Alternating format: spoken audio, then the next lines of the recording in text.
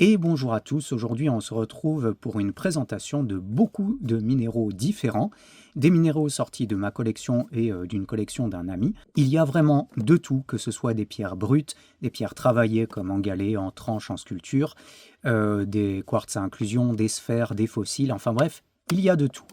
Il y a également des pierres qui sont chauffées ou teintées ou retravaillées, mais ça, ce sera cité spécifiquement et clairement à chaque annonce et sur les annonces du site. Comme d'habitude, chez moi, on dit tout.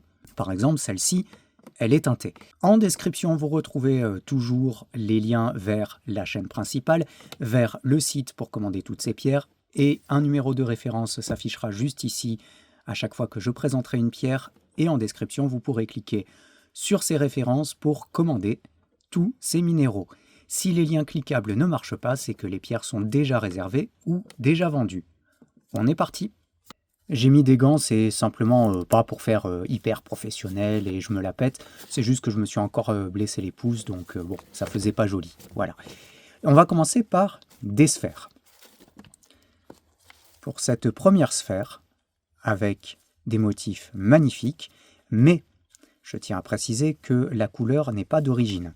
C'est un traitement un peu spécifique qui est fait sur ces agates naturelles et caractéristiques de par tous leurs dessins qui sont vraiment magnifiques. Si jamais vous exposez cette sphère au soleil, elle va perdre sa couleur orangée petit à petit pour retourner vers le gris. Voilà. Donc je précise que la couleur risque de se perdre avec trop d'exposition. Néanmoins, des dessins qui sont vraiment magnifiques. C'est pour ça que j'adore ces agates qui sont malheureusement très souvent teintées, mais je les adore pour ces dessins. Vendu avec son petit support. Une obsidienne dorée taillée en forme d'œuf. On peut bien voir sur cette face-là toutes les dorures, de micro-gouttelettes en fait. Vendu avec son petit support doré pour bien aller avec.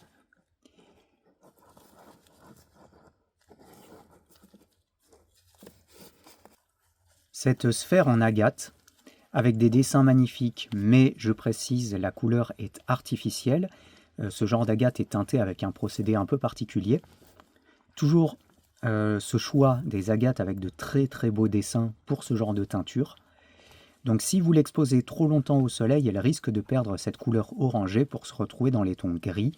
Je tiens à le préciser. Néanmoins, les dessins sont vraiment magnifiques. Ça fait vraiment des paysages sublimes, teintés ou non teintés. Mais voilà, précisons que la couleur n'est pas naturelle pour celle-ci, et vendue avec son petit support. C'est magnifique quand même. Une sphère de jaspe rouge, avec de très jolis dessins. Je trouve que c'est un peu flou là. Voilà. On peut voir un petit peu de calcédoine, peut-être un peu de quartz à l'intérieur. En tout cas, de très jolis paysages. Et vendu avec son petit support. Et franchement, une sphère d'assez bonne taille en plus. Un Shivalingam, alors les Shivalingam, ce sont des jaspes un peu particuliers qui sont dans le fleuve Narmada en Inde. Ils sont censés être polis naturellement dans des marmites de géants par la force du courant, mais très généralement, et probablement pour cela également, très généralement, ils sont polis en fait par l'homme. Néanmoins, ça vient bien de ce pays, de ce fleuve. Voilà pour ce Shivalingam. Un Shivalingam qui vient du fleuve Narmada en Inde, c'est une variété de jaspe qui est normalement polie naturellement par le courant dans des marmites de géants, mais très généralement en fait ce sont des jaspes qui sont repolis à la main par l'homme, probablement comme celui-ci, je tiens à préciser. Néanmoins c'est bien un jaspe de Narmada, un Shivalingam. Un Shivalingam que j'aime beaucoup de par ses veinures ocre, très souvent c'est plus dans les tons marron et beige, mais avec cette couleur ocre, c'est bien sympa. Les Shivalingam sont des variétés de jaspe venant du fleuve, ou de la rivière d'ailleurs. Je dis fleuve depuis le début, mais je ne sais plus si c'est un fleuve ou une rivière. Bref, Disons la rivière cette fois-ci, la rivière Narmada en Inde. Normalement, ce sont des jaspes qui sont polis naturellement par la force du courant dans les marmites de géants, mais en réalité, c'est souvent des jaspes repolis par l'homme, probablement comme celui-ci. Néanmoins, c'est bien un jaspe qui vient de là-bas. Un crâne en labradorite, avec de jolis reflets. Un polissage assez brut, j'ai envie de dire, qui donne cet aspect un peu d'os, assez naturel, je trouve, avec une proportion de la figure qui est assez bonne, je trouve. Voilà, et de jolis reflets. Un crâne en pierre de lave. Petite saleté qu'il faudra que j'enlève là. Avec une bonne dimension, je veux dire une bonne taille de la tête. C'est pas les crânes brésiliens où c'est assez prognate, assez avancé au niveau de la mâchoire. Les yeux sont souvent ratés. Là, je trouve que la taille est bien faite. Un petit orthocéras du Maroc. Les orthocéras, c'est en quelque sorte l'os de sèche, du moins d'un ancien céphalopode disparu. Donc, assez typique du Maroc. Et voilà, j'aime bien voir ces orthocéras seuls comme ça. Ça présente plutôt bien. Une ammonite entière, sciée en deux. Oups là. Avec de très jolis motifs. À l'intérieur des petits cristaux de calcite.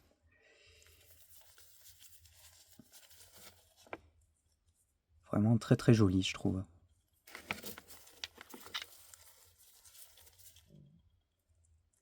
Légèrement nacré ici.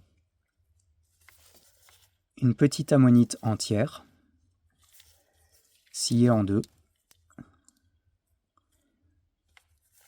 avec des motifs assez, j'ai envie de dire, éclatés à l'intérieur. Moi, je trouve ça très joli. Il y en a qui aiment moins parce qu'on a l'impression que c'est un peu moins bien conservé, mais je trouve que ça fait des motifs très sympas.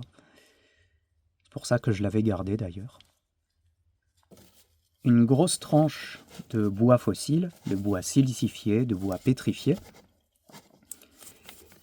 avec une bonne dimension sur la tranche, très bien poli sur ce côté, on peut voir comme ça brille à la lumière, et beaucoup plus mat de l'autre, pour deux textures différentes.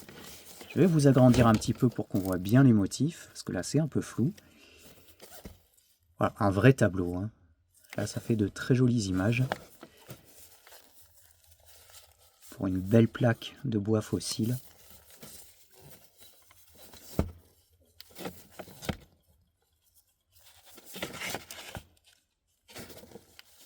Alors néanmoins, ça peut servir, je sais qu'il y en a qui s'en servent pour des dessous de plat.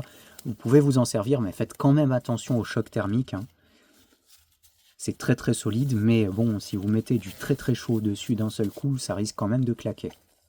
Une petite précision importante. Une agate avec une très très jolie géode à l'intérieur. J'aimais particulièrement cette agate, puis finalement j'ai décidé d'en garder d'autres dans ma collection et je me sépare de celle-ci. Alors, petite précision, là vous voyez le côté brut, mais petite précision, avant je pense qu'elle était teintée, enfin je suis sûr même, là vous voyez cette couleur violette, ça c'est pas naturel. Dessous on retrouve aussi du violet, c'est pas naturel, d'ailleurs il faudra que je retire ça. Et là, on a la couleur naturelle. Je pense que la teinture a disparu au fil du temps. Et on retrouve enfin la couleur naturelle ici. Donc je précise bien que là, il y a quand même un peu de teinture ici et ici. Voilà, hein, pour ne rien vous cacher. Les cristaux sont des cristaux de quartz, cristal de roche, extrêmement pur, très très brillant, avec plein d'arc-en-ciel. Vraiment une très très jolie pièce que j'aimais beaucoup. Une jolie améthyste que l'on peut poser comme ceci ou comme ceci, libre à vous. Alors, elle est un peu poussiéreuse, il faudra que je la nettoie, je vois ça à la lumière.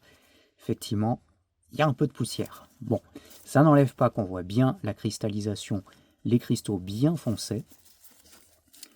J'aime bien aussi cette ligne vert avec du quartz chlorite tout le long.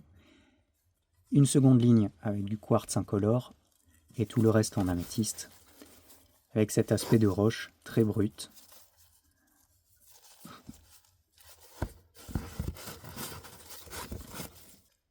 Une kunzite, j'en profite pour faire le petit parallèle, une vidéo est sortie récemment sur la chaîne parlant des spodumènes, dont la kunzite, donc ça tombe bien. Donc une kunzite, et comme je le disais en vidéo, pour observer bien la couleur, on la prend par le sommet du cristal. Voilà la plus belle couleur.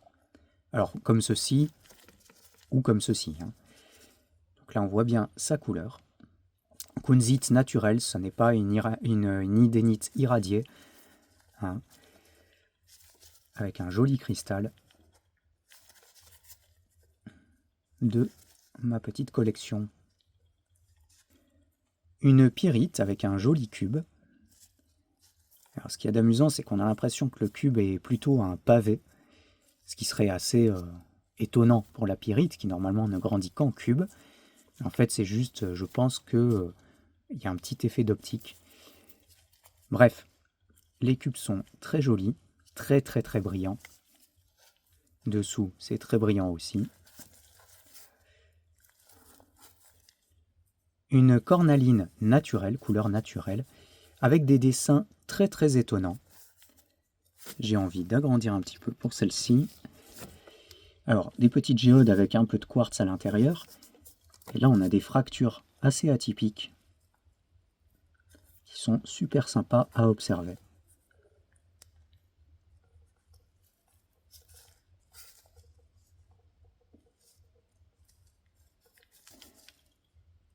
Un jaspe océan tout mignon, avec plein de différentes couleurs. Ce côté-là, un peu plus vert foncé, et un côté rosé, avec de l'agate rose. Des géodes avec des micro-quartz à l'intérieur. Une jolie petite pièce.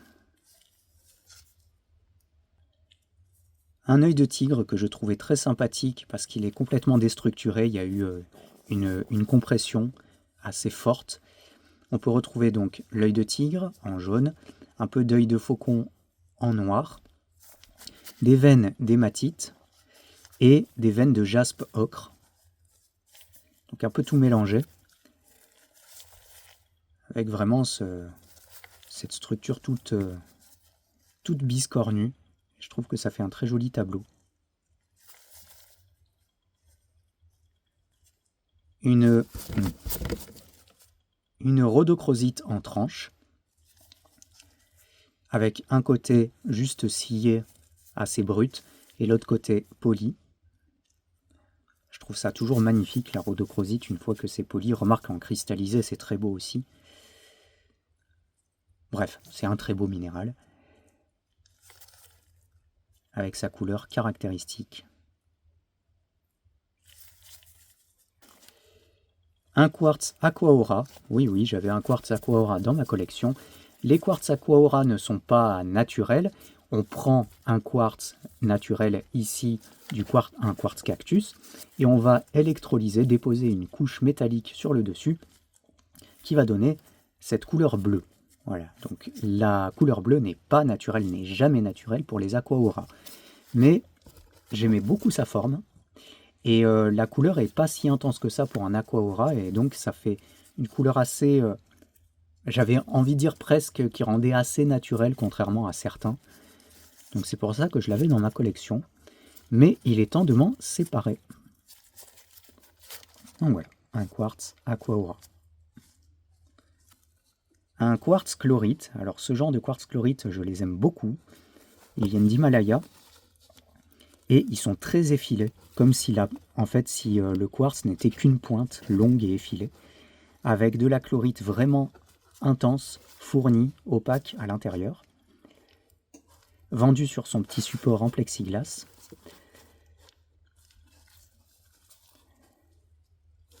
Et avec deux jolis cristaux en V comme ça, je trouve ça très joli. Un quartz chlorite, alors ce genre de quartz chlorite, je les aime beaucoup, parce qu'ils sont très effilés. On dirait vraiment qu'il n'y a qu'une seule pointe très longue, avec de la chlorite très fournie à l'intérieur. Et vous avez ces cristaux orangés, ici, là et là, c'est de la titanite. Donc pour une association fort sympa. Je trouve que c'est joli, ça fait comme un petit arbre. Vendu sur son petit support en plexiglas. Une septaria. Vous avez tout le côté brut ici, scié en deux, avec très jolie géode, des microcristaux de quartz à l'intérieur, légèrement couleur miel. Alors ce ne sont pas des citrines, hein, c'est probablement des oxydes de fer qui donnent cette couleur jaune.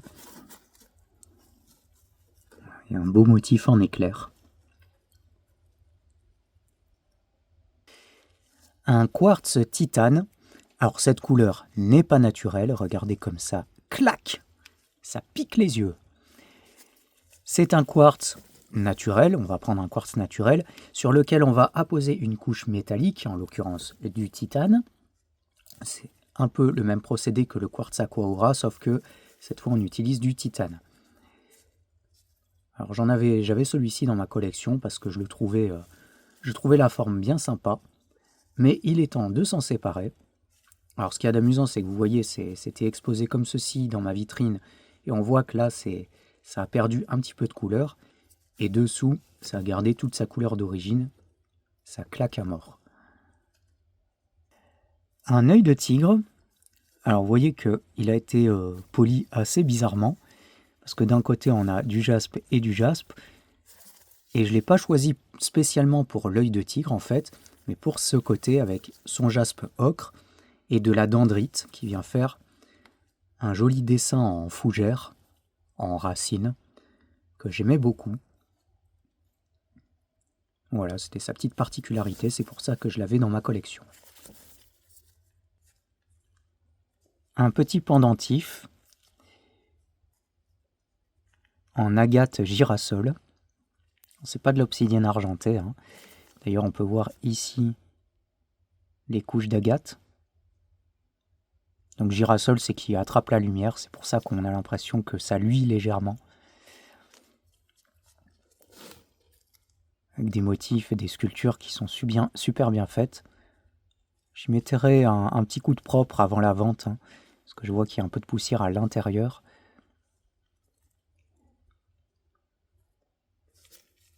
Alors je suppose que c'est censé représenter une carpe ou un dragon. Et vous avez le trou au sommet si vous voulez le mettre en pendentif. Une agate rose du Botswana avec des zonages très très fins. Du coup, ça donne des petits effets de chatoyance en quelque sorte, vous voyez là, avec sa belle couleur rose caractéristique. Une jolie petite pierre roulée pour la collection.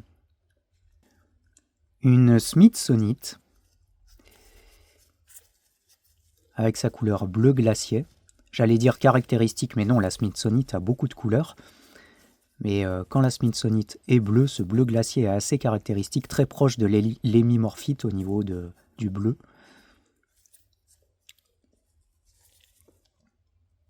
Avec une légère toute petite géode ici.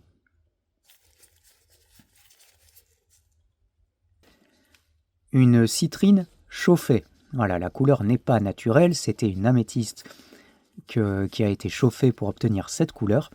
Je l'ai gardée dans ma collection pour une raison très simple, c'est que la chauffe, on la voit très bien, car vous voyez toutes ces inclusions, c'est de la goethite à l'intérieur, et on voit bien que les goethites aussi ont subi la chauffe, puisqu'elles ne sont plus dorées, plus du tout dorées, elles sont même cramées en quelque sorte. De plus, les bulles d'eau à l'intérieur ont éclaté et ont fait des fractures, si bien qu'on peut voir des arcs-en-ciel comme ceci. Donc c'est une jolie citrine chauffée pour bien observer justement les caractéristiques de ce genre de chauffe. Ça fait un joli cristal, hein, plein d'arc-en-ciel. Voilà, mais couleur non naturelle. une petite ammonite fossile, le côté brut, le côté poli.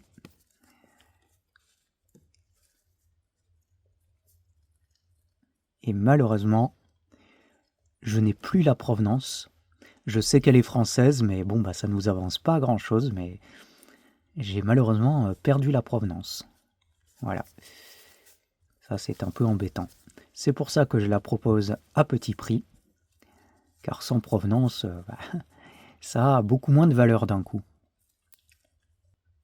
Un cristal de roche tout mignon. Pour le coup, je fais bien d'avoir des gants blancs, pour une fois. Il est ultra brillant, bien plus qu'en caméra d'ailleurs. On peut voir les stries de croissance, c'est-à-dire les petits échelons là sur le cristal principal. Vous voyez plein de petits échelons, on peut bien les observer. Avec quelques petits arcs-en-ciel, là voilà, on en voit ici, un peu partout dans le cristal. Une petite pièce toute fine, toute mignonne. Là encore des arcs-en-ciel.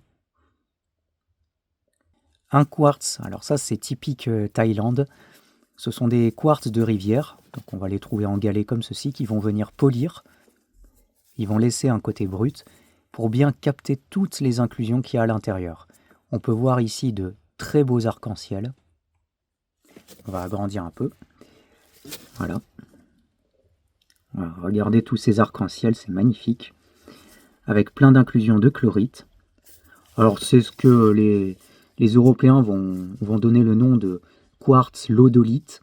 Lodolite, c'est un fourre-tout pour dire qu'il y a plein d'inclusions et on ne sait pas ce que c'est.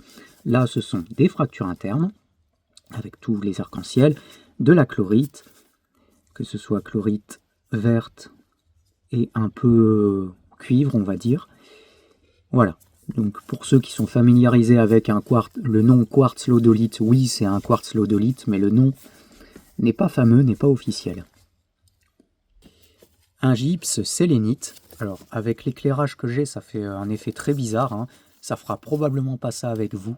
C'est juste que toutes les petites LED au-dessus sont diffractées partout. Donc ça a quand même tendance à attraper énormément la lumière, que ce soit par reflet comme ici, mais également si vous mettez une lumière, ça va s'illuminer. C'est magnifique. Je vais le poser comme ça pour éviter les effets stroboscopiques, des fois qu'il y ait des épileptiques. Alors comme vous pouvez voir, le gypse c'est assez fragile, donc là il est pas mal rayé. C'est pour ça que je le laisse à petit prix si ça peut faire plaisir à quelqu'un. Voilà.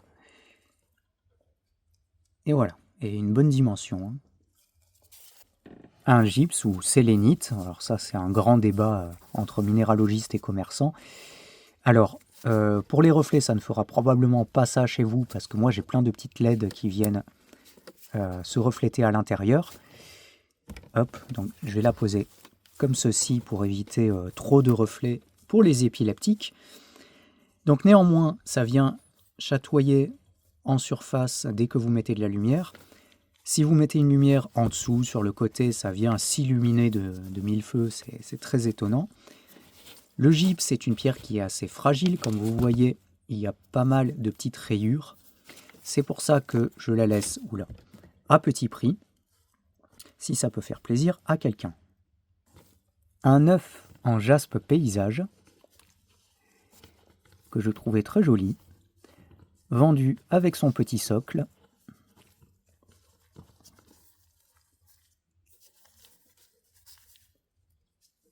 Et plein de jolis petits paysages à observer.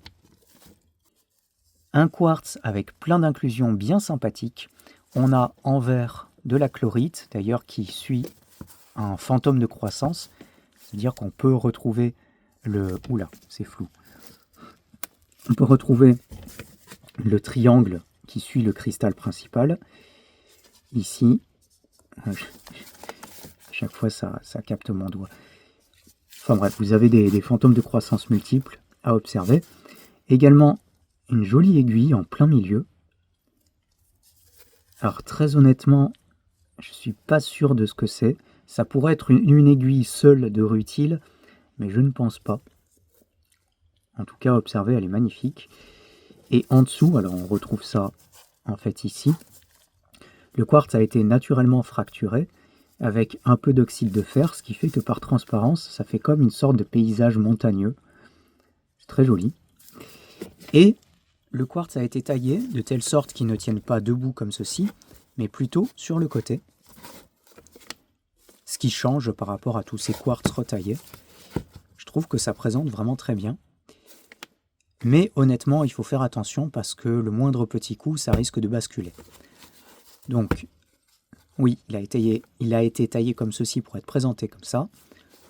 Mais bon, vous pouvez le mettre plutôt comme ça. Et debout, ça tient, mais ouais, tout juste, hein, vous voyez. Mais ce sont ces inclusions le plus important. Vraiment beaucoup de choses à observer. Hop.